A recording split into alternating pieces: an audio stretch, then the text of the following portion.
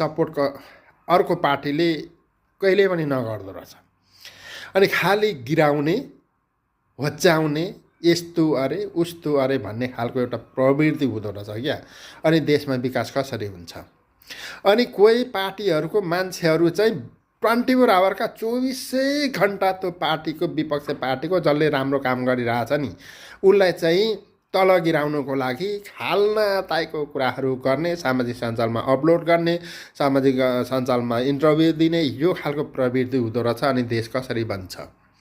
राम्रो कुरालाई जुनै पार्टीले होस् क्या समर्थन गर्नु हो नि त।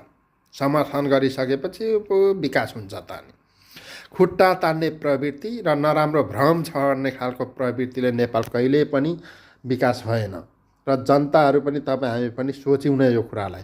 र विश्व हेर्ने हो भने एकजना जसले त्यो होइन त्यो संस्था अथवा त्यो एउटा उसले प्रत्यक्ष निकाल्यो भने त्यसको नियम लागू हुन्छ।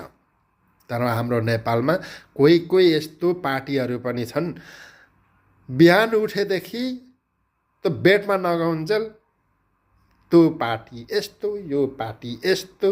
अनि त्यस्तासँग सावधान हुनुपर्छ कि पर्दैन तपाईँ हामी? सोचौँ बेलामा है, होइन भने अझै पनि हाम्रो देश पहिला 35-36 साल ताकि त्योभन्दा अगाडिदेखि जति हामीले दुःख पाइरहेछौँ नि त्योभन्दा पनि महा दुःख पाइन्छ।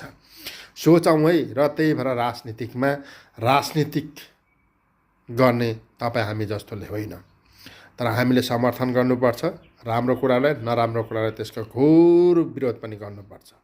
त्यही भएर म भन्ने गर्छु नि, दुईटा राजनीतिकमा हुँदो रहेछ, शरम पनि छैन, लाज पनि छैन।